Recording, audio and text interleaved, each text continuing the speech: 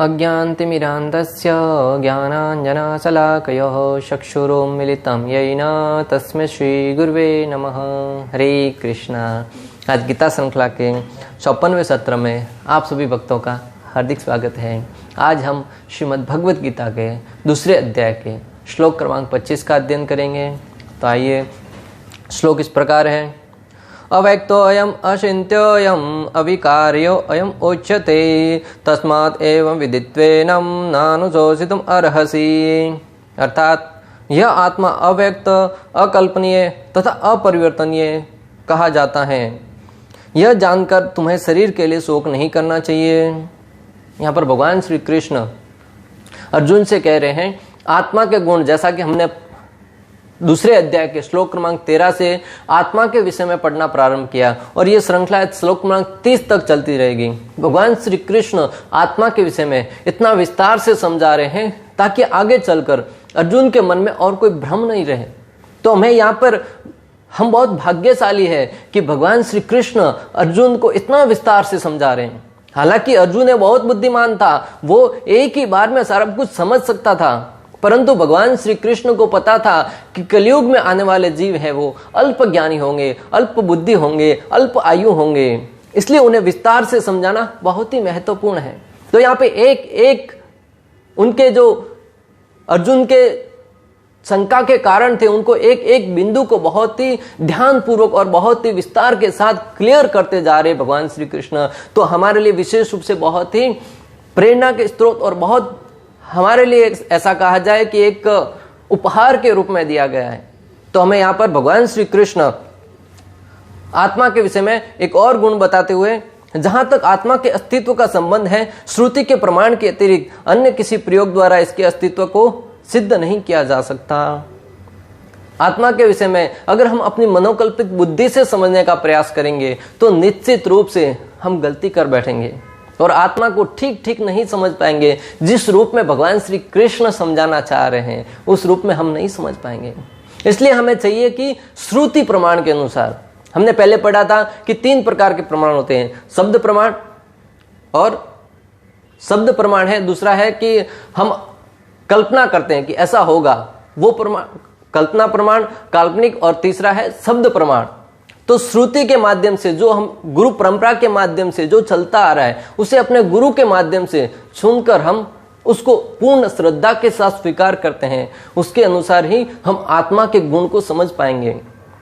भगवान श्री कृष्ण ने अर्जुन को जो आत्मा के गुण बताए हैं, अगर हमें भगवान श्री कृष्ण पर पूर्ण श्रद्धा है, गुरु परंपरा से जो ज्ञान आया है, अपने गुरु पर श्रद्धा है, तब तो हम इस ज्ञान को ठीक ठीक समझ पाएंगे, यथा रूप में समझ पाएंगे। परंतु अगर हमारे मन में संशय बना हुआ है कि नहीं, जब तक मैं आत्मा को देखूंगा नहीं तब तक नहीं मानूंगा, तो निश्चित रूप से हम इसको नहीं समझ पाएंगे। और आत्मा के विषय में नहीं जानने के कारण ही व्यक्ति आज जीवन में दुखी है, संतप्त है, अनेक प्रकार की चिंताओं से घिरा हुआ है, क्योंकि आत्मा के विषय में ज्ञान नहीं होने के कारण वो मात्र अपने शारीरिक स्तर तक ही कार्य कर पा रहा है। श्रद्धा कैसी होनी चाहिए कि गुरु परंपरा से जो ज्ञान सुन रहा हूं वो पूर्ण रूप से शुद्ध ज्ञान है और मेरी आत्मा का पोषण करने वाला है। श्रद्धा इस लेवल तक होनी चाहिए अपने गुरु के ऊपर। आचार्यगण एक कथा के माध्यम से समझाते हैं। एक समय की बात मैंने महात्माओं के मुख से सुना है, बहुत ही प्रेरणादायक कहानी है। इसके माध्यम से हम समझ सकते हैं कि हमारी श्रद्धा को कहां तक विकसित करना है। एक समय की बात, एक शिष्य को, एक व्यक्ति को बहुत ही भयंकर असाध्य बीमारी हो गई, जिसे बहुत सारे चिकित्सकों को बताया गया, परंतु कोई हल नहीं निकला। दिन प्रतिदिन उस बच्चे की स्थिति है वो बिगड़ती जा रही थी, उसका स्वास्थ्य वो गिरता ही जा रहा था। उसके जीवन से धीरे धीरे वो पूर्ण रूप से हताश होता जा रहा था। उसके जीवन में जो आशाएं थी, जीवन के प्रति जो उसको जीने की आशाएं थी, वो धीरे धीरे निरस्त होते जा रही थी। जो भी उनको मिलने आता, हर एक व्यक्ति यही कहता कि अभी इनका बचना मुश्किल है। यहां तक कि चिकित्सकों ने भी, जो डॉक्टर थे, उन्होंने भी हाथ खड़े कर दिए थे और कहने लगे कि अभी तो एकमात्र भगवान के ऊपर ही श्रद्धा रख के भगवान की पूजा कीजिए और उनको आप घर पे लेके जाके सेवा कीजिए। आज भी हम देखते हैं कि किसी व्यक्ति की स्थिति इस स्तर तक आती है कि उसके इलाज नहीं किया जा सकता। अगर वो व्यक्ति को, डॉक्टरों को लगता है कि ये दवाई से ठीक नहीं होने वाले, तब उनके घर वालों को साफ साफ कहा जाता है कि इनको घर पे लेके जाके इनकी सेवा कीजिए, अब ये कुछ ही दिनों के मेहमान हैं। या फिर भगवान के ऊपर श्रद्धा रख के भगवान की कोई चमत्कार ही इनको बचा सकता है। हालांकि वो बात अलग है कि आज की तारीख में हॉस्पिटल है, वो भी ज्यादातर हॉस्पिटलों में सेवा भाव से या सही तरीके से ज्ञान दिया जाता है कि उनकी सेवा कीजिए, परंतु अधिकतर जगह पे ऐसा भी होता है कि धन कमाने की इच्छा से म्रायमाण व्यक्ति को भी, जिसकी मृत्यु हो गई है, उसको भी लंबा खींचते रहते हैं कि हाँ वेंटिलेटर पे जिंदा है, आईसीयू में है, ऐसा चल रहा है, ये प्रोग्रेस रिपोर्ट है। अरे व्यक्ति मुर्दा हो गया है, मर गया है, फिर भी उसको बिल बनाने के चक्कर में जिंदा बना के रखे रहते हैं हॉस्पिटल में। हालांकि वो जो भी धन कमाते हैं वो आगे चल के उनको फल प्रदान नहीं करने वाला। परंतु कहने का तात्पर्य यह है कि जो व्यक्ति की डॉक्टरों ने मना कर दिया है, उस व्यक्ति की स्थिति इस प्रकार हो जाती है कि हताश हो जाता है। उस व्यक्ति की भी वही स्थिति थी, सारे चिकित्सकों ने मना कर दिया, परंतु जब वो अपने गुरु के पास जाकर गुरु से प्रार्थना करने लगा, हे गुरुवर मेरे जीवन में ऐसी ऐसी बीमारी है, मैं अभी जीवन से कुछ ही दिनों का मेहमान हूं, कृपया मुझ पर कृपा कीजिए और मुझे मेरा मार्गदर्शन कीजिए, मैं क्या करूं। तब गुरु ने कहा कि इस बच्चे को 48 दिन का उपवास करवाइए, 48 डेज का उपवास कीजिए, मात्र और मात्र गर्म पानी पिलाकर, कुछ भी नहीं खाना। आज हमें डॉक्टर एक दिन का भी भूखा रहने के लिए कहते तो हमारे को नानी याद आ जाती है। और एकादशी व्रत करने के लिए कहा जाता है, और एकादशी व्रत में भी अनेक प्रकार के फलाहार कर सकते हैं, अनेक प्रकार के भोज्य सामग्री खा सकते हैं। फिर भी जब लगता है कि 2 दिन बाद एकादशी है, तब हमें अनेक प्रकार की चिंताओं से ग्रस्त हो जाते हैं। हम पहले से ही ये शेड्यूल बनाने लगते हैं कि एकादशी को क्या क्या स्वीकार करेंगे, एकादशी को क्या भोजन करेंगे, गोविंदास में जाएंगे, कहां जाएंगे। उस बच्चे से कहा गया कि 48 दिन तक उपवास करना है। सब लोग आश्चर्यचकित रह गए कि एक तरफ तो ये बीमार है, अभी कुछ ही दिनों का मेहमान है, दूसरी तरफ गुरु कह रहे कि 48 दिन भूखा रखो। जो व्यक्ति कुछ दिनों तक जिंदा रह सकता है वो बिना खाए तो मर जाएगा बिल्कुल बहुत ही जल्दी। परंतु फिर भी उस शिष्य को अपने गुरु के शब्दों पर श्रद्धा थी। बात आ रही है श्रद्धा की। श्रद्धा किस हद तक है कि गुरु ने कहा है 48 दिन तक उपवास रखो, और शिष्य बिना किसी संकोच के गुरु के कहने पर उपवास रखना प्रारंभ कर देता है। 1 दिन बीतता है, 2 दिन बीतता है, शिष्य की स्थिति बिगड़ती जाती है, फिर भी अपने गुरु के शब्दों पर उनको श्रद्धा है और वो उपवास करते जाता है। 1 महीना बीत गया, 40 दिन बीत गया, 48 दिन बीत जाने के उपरांत जब वो शिष्य अपने गुरु के पास जाता है और गुरु से कहता है कि हे गुरुवर 48 दिन पूर्ण हुए, अभी मेरे लिए क्या आदेश है। तब गुरु ने उनके घर वालों से कहा कि एक पात्र में दूध लाइए, दूध के अंदर शहद डालिए, और गर्म दूध के अंदर शहद डाल के उस बच्चे के मुख के पास उस कटोरी को लेके आते हैं, उसको सूंघाते हैं। घर वाले देखते ही असंभित हैं, ये किस प्रकार की चिकित्सा प्रणाली है, आज तक हमने तो ऐसा कहीं नहीं देखा। परंतु गुरु कर रहे हैं तो घर वाले भी देखते ही जा रहे हैं। जैसे ही कुछ समय तक उस कटोरी को उसके मुखमंडल के पास रखा तो धीरे धीरे देखा कि एक मुखमंडल से उनके अंदर से कुछ तो कीड़ा बाहर आ रहा था, क्योंकि जो व्यक्ति के अंदर एक ऐसा कीटाणु था जो उसको स्थिति को, जो भी भोजन ग्रहण करता था वो उसको हजम करते रहता था, कीड़ा है वो उसको हजम करते रहता था, उनके शरीर को शक्ति प्राप्त नहीं करने देता था। परंतु 48 दिन तक उपवास करने के कारण कीड़ा है वो पूर्ण रूप से छटपटा रहा था, उसको भोजन नहीं मिल रहा था। और जैसे ही उन्होंने कटोरी में शहद डाला, वो सुगंध से जो अंदर का जीवाणु था वो धीरे धीरे इस आशा से कि मुझे कहीं से भोजन मिलेगा बाहर आने लगा। जैसे ही बाहर आया, व्यक्ति है वो पूर्ण रूप से स्वस्थ महसूस करने लगा। उस धीरे धीरे उसको फिर भोजन प्रदान करने लगे। कुछ ही दिनों के अंदर उस बच्चे की स्थिति बहुत ही सामान्य हो गई, वो शरीर में भी अच्छा होने लगा, उस सब प्रकार से रोग निरस्त हो गया। मैं आपको जो यहाँ पे बताना चाह रहा हूं कि उन्होंने अपने गुरु के शब्दों पर श्रद्धा रखी, गुरु के वाणी पर श्रद्धा रख के 48 दिन का उपवास रखा, इसलिए उनका शरीर वो ठीक हो गया, स्वास्थ्य ठीक हो गया।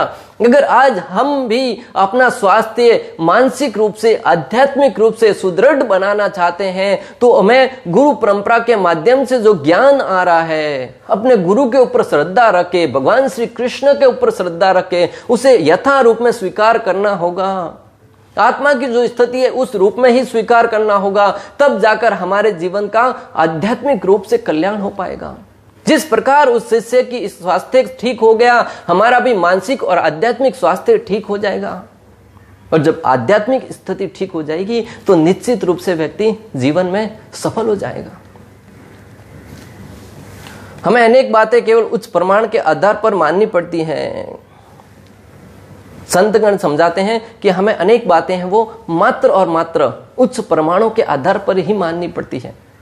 जिस प्रकार एक बच्चा होता है, वो नन्हा सा बच्चा होता है, उसके जन्म होते ही कुछ ही दिनों के उपरांत पिता है वो अगर विदेश में घर से बाहर किसी अन्य शहर में काम करने की इच्छा से, धन कमाने की इच्छा से बाहर निकल जाता है, तो जब बच्चा 2 साल 3 साल 4 साल 5 साल का बच्चा होगा, तब तक अगर पिता घर पे नहीं आते हैं और बच्चा जैसे जैसे बड़ा होता है, बच्चे के मन में जिज्ञासा होती है, दूसरे बच्चों को अपने पापा के साथ खेलते हुए देखता है, तो उसकी भी इच्छा होती है कि मेरे पिताजी कौन है।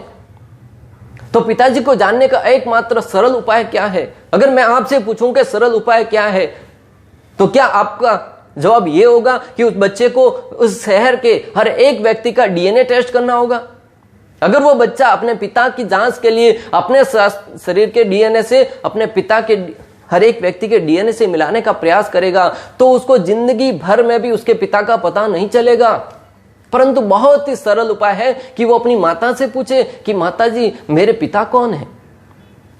माता तुरंत उनको बता देगी कि तुम्हारे पिताजी फलाना फलाना व्यक्ति है। मैं आपको जो बताना चाह रहा हूं कि हम अपनी बुद्धि से जो ज्ञान अर्जित करना चाह रहे हैं वो एक ही क्षण में प्राप्त हो सकता है माता के माध्यम से। ठीक उसी प्रकार जो शास्त्र है, वेद है, वो हमारी माता के समान है। शास्त्रों का दर्जा माता से दिया गया है। और अगर हम भगवान के बारे में, आत्मा के बारे में, जीव के बारे में, प्रकृति के बारे में विस्तार से और सटीक जानकारी प्राप्त करना चाहते हैं ना, तो शास्त्रों को खोलकर पढ़िए, गुरुओं की वाणी को सुनिए, साधुओं के पास बैठकर उनके विषय में जानने की जिज्ञासा कीजिए। निश्चित रूप से आपको सत्य का दर्शन होगा। इसी प्रकार वेदाध्ययन के अतिरिक्त आत्मा को समझने का अन्य उपाय नहीं है। दूसरे शब्दों में आत्मा मानवीय व्यवहारिक ज्ञान द्वारा अकल्पनीय है। आचार्यगण समझाते हैं कि जिस प्रकार एक पिता को जानने का बहुत ही सरल तरीका है माता को पूछना, उसी प्रकार अगर आप आत्मा के विषय में, परमात्मा के विषय में जानना चाहते हैं तो बहुत ही सरल तरीका है, वेदों के माध्यम से जानने का प्रयास कीजिए। वेदों का पठन करके, वेदों के बारे में कथा सुन के, गुरु से जिज्ञासा करके बहुत ही आसानी से समझा जा सकता है। आत्मा चेतना है और चेतन है, वेदों के इस कथन को हमें स्वीकार करना होगा। वेदों का कथन है कि आत्मा है वो चेतन है, पूर्ण रूप से आत्मा की चेतना है। तो इस बात को जब हम स्वीकार करेंगे तब आत्मा की स्थिति को बहुत ही आसानी से, उनकी उपस्थिति को समझ सकते हैं। परमात्मा अनंत है और अणु आत्मा अति सूक्ष्म है, अतः यही भाव वेदों में भिन्न भिन्न प्रकार से आत्मा के स्थायित्व की पुष्टि करने के लिए दोहराया गया है। श्रील प्रभुपाद तात्पर्य में लिखते हैं कि आत्मा है वो अणु आत्मा है और परमात्मा है वो विशाल है। बहुत जगह पे उदाहरण दृष्टांत आता है कि जो परमात्मा है वो समुद्र है और आत्मा है वो उसकी एक बूंद है। परमात्मा है वो पूर्ण रूप अग्नि, एक पूर्ण अग्नि है, और जो अणु आत्मा है वो उसके ऊपर थोड़ी सी सिंगारी है। तो जो अणु आत्मा है वो सूक्ष्म है और परमात्मा है वो बहुत ही विशाल है। और ये हर जगह पे वेदों में बार बार उनका उच्चारण होता आया है। जब किसी बात को बार बार दोहराया जाता है तो इसे समझना चाहिए कि वो बात पूर्ण रूप से सत्य है, उसमें बल दिया जा रहा है, नहीं कि वो बहुत महत्वपूर्ण है। ब्रह्मा जी नारद मुनि से हरि नाम के विषय में वर्णन करते हुए कहते हैं, हरेर नाम एव केवलम कलौ न अस्तिव गतिर अन्यथा। कलयुग के लिए हरि नाम और एकमात्र हरि नाम ही मुक्ति प्राप्त करने का साधन है। इसके अलावा कोई रास्ता नहीं है, कोई तरीका नहीं है, कोई उपाय नहीं है। एक ही बात को 3 बार दोहराया गया है। और जब एक ही बात को ब्रह्मा जी जैसा व्यक्ति, जो कि इस सृष्टि के प्रथम जीव है और जिन्हें परम पिता कहा जाता है, सबके पिता है ब्रह्मा जी, उनके बारे अगर वो किसी बात को 3 बार दोहरा रहे हैं तो इसका अर्थ है कि यही सत्य है। अगर इस कलयुग में आप मुक्ति प्राप्त करने चाहते हैं तो कुछ ही दिनों तक मात्र और मात्र आप हरि नाम का जप करके अपनी स्थिति को धीरे धीरे प्रगतिशील बना सकते हैं। अब यज्ञ करके कलयुग में मुक्ति प्राप्त नहीं कर सकते, क्योंकि यज्ञ करने के लिए बहुत सारी शुद्ध सामग्रियों की आवश्यकता होती है। और कलयुग के अंदर शुद्ध घी लेने जाते हैं तो 2500 रुपए किलो, 2000 रुपए किलो कहां से परवड़ेगा। अनेक प्रकार की सामग्रियां हैं जो यज्ञ के अंदर पूर्ण रूप से शुद्ध सामग्री की आवश्यकता होती है। अगर सामग्री शुद्ध मिल भी गई तो ऐसे ब्राह्मण भी होने चाहिए जो मंत्रों का उच्चारण शुद्ध तरीके से करें।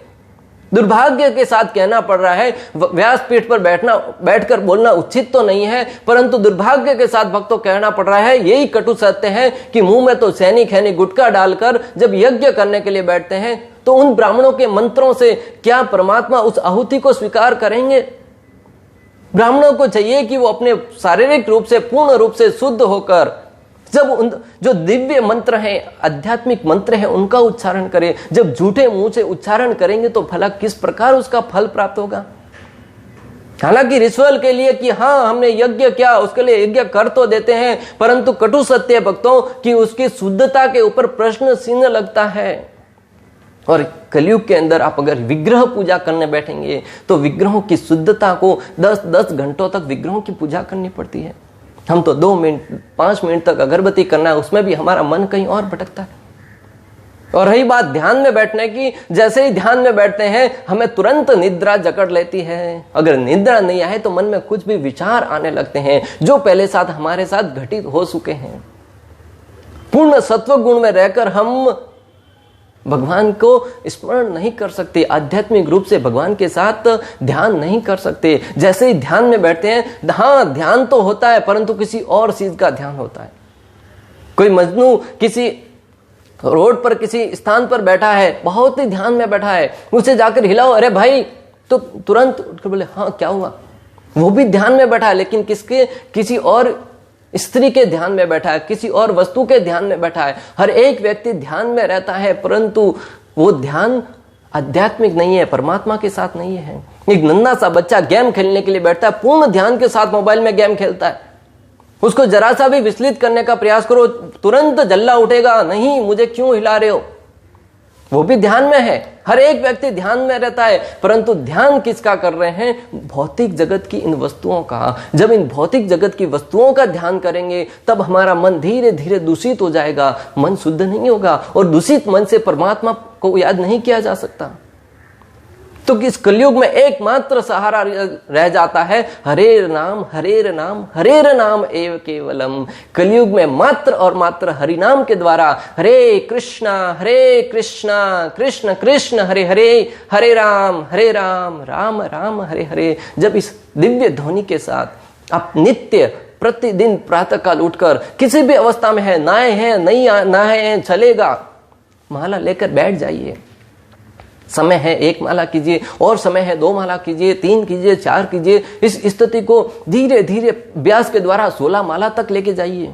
फिर आपके जीवन में कैसा परिवर्तन आता है आप स्वयं उनको अपने जीवन में अनुभव कर सकते हैं। आप दिव्य आनंद की अनुभूति होगी। जो पूरे दिन व्यक्ति पूर्ण रूप से विचारों में मग्न रहता है, अनेक प्रकार की चिंताओं से ग्रस्त रहता है, वो भले अपने व्यापार में रहते हुए भी दिव्य आनंद की अनुभूति करेगा।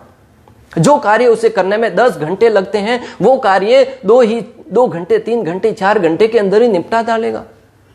और इसका ज्वलंत उदाहरण आता है भक्ति विनोद ठाकुर का। वो अंग्रेजों के राज में बहुत बड़े मजिस्ट्रेट थे। वो 5 दिन का काम एक ही दिन में निपटा देते थे। क्यों? क्योंकि वो हरिनाम का जप करते थे, भगवान श्री चैतन्य महाप्रभु के मार्गदर्शन में भक्ति कर रहे थे।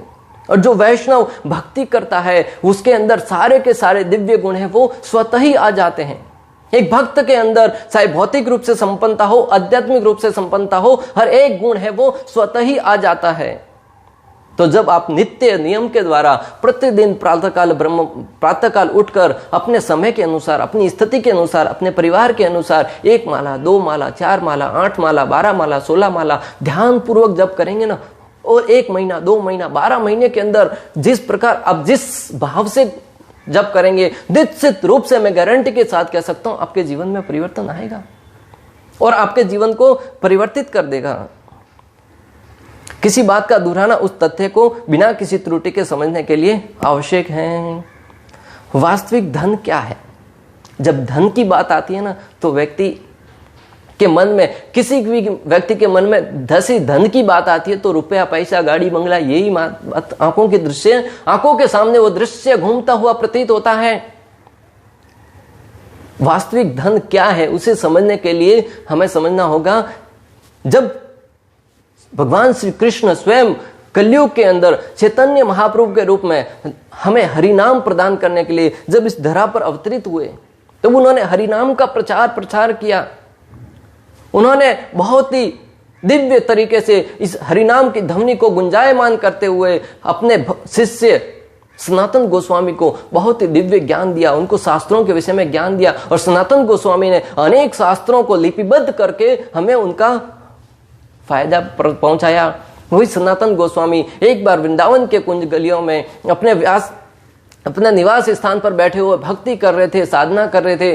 तभी लोगों को यह बात सारे वृंदावन में फैल गई कि सनातन गोस्वामी के पास दिव्य मणि है, पारस मणि है, जिसका स्पर्श करने मात्र से व्यक्ति धनवान हो जाएगा।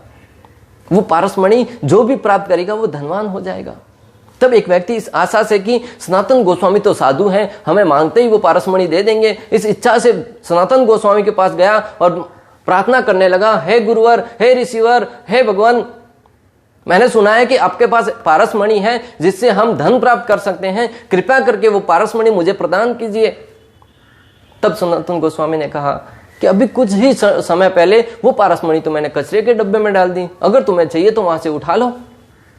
वह व्यक्ति बड़ी आशा के साथ उस कचरे के पात्र की तरफ भागा गया और वहां से ढूंढकर वो पारसमणि को ढूंढकर बाहर निकाला और उस पारसमणि को लेकर अपने घर की तरफ बिना कुछ शुक्रिया कहे, बिना कुछ उनको सम्मान दिए, बिना कोई सनातन गोस्वामी को मिले, वहां से घर की तरफ पलायन करने लगा।